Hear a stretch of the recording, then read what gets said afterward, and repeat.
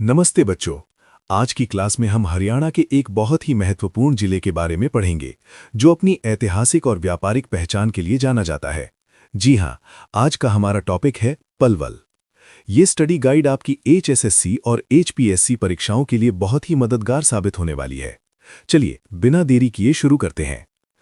पलवल का परिचय, पलवल इंट्रो।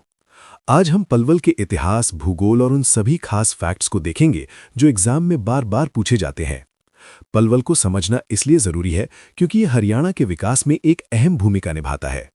स्थापना और प्रशासन, एस्टैब्लिशमेंट एंड एडमिन। स्थापना। पलवल की स्थापना 15 अगस्त 2008 को हुई थी। ये फरीदाबाद से अलग होकर हरियाणा का 21वां जिला बना था। प्रशासन। इसका क्षेत्रफल 1359 वर्ग किलोमीटर है। यहाँ 3 मुख्य तहसीलें हैं, पलवल, होडल और हथीन। पहचान।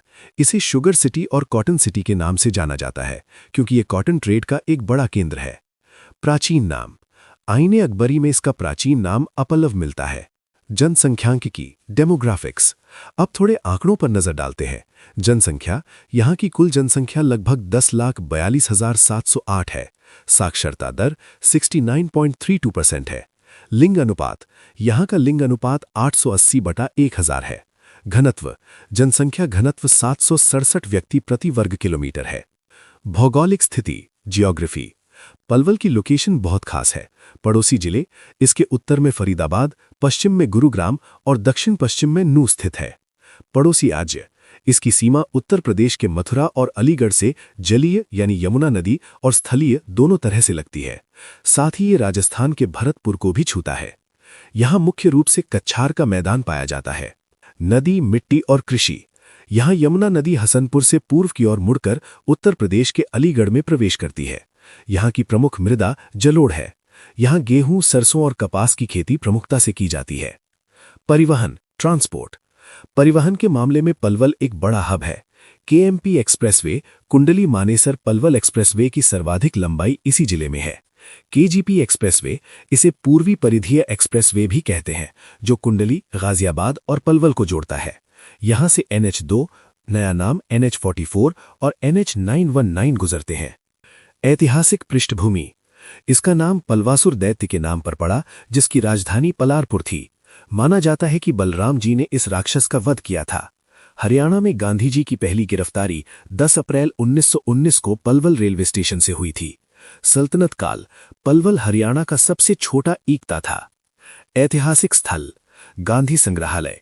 इसका शिलान्यास 1938 में नेताजी सुभाष चंद्र बोस ने किया था। मटिया का किला, ये पलवल का किला है जो होडल में स्थित है। 12 खंभा छतरी, ये भी होडल में है और राजा सूरजमल से संबंधित है। हथीन। यहाँ खुदाई में हाथियों के अस्थि पिंजर मिले हैं, जिस वजह से इसका नाम हथीन पड़ा। धार्मिक स्थल। दाऊ जी का मंदिर। बंचारी गांव में स्थित ये मंदिर बलराम जी को समर्पित है। पंचवटी वन, ये पांडवों से जुड़ा है, जबकि चमेली वन हनुमान जी को समर्पित है। किशोरीबाई तालाब, इसे सती का तालाब भी कहते हैं, जिसका निर्माण काशीराम सोरोत ने करवाया था। प्रसिद्ध व्यक्तित्व। सुनील लांबा, ये भारतीय नौसेना के 23वें अध्यक्ष रहे हैं। सुधीर चौधरी, जाने माने पत्रकार और रामनाथ गोयन का पुरस्कार से सम्मानित। लाला मुरलीधर, हरियाणा के पहले पुरुष जेल सत्याग्रही, जिन्हें राय बहादुर और केसरे हिंद की उपाधि मिली। पलवल का प्रथम स्थान। बच्चों, ये फैक्ट्स सीधे एग्जाम में आते हैं। शिक्षा। दूधोला गांव में विश्वकर्मा कौशल विश्वविद्यालय है, जो देश का पहला कौशल विश्वविद्यालय है। चिकित्सा।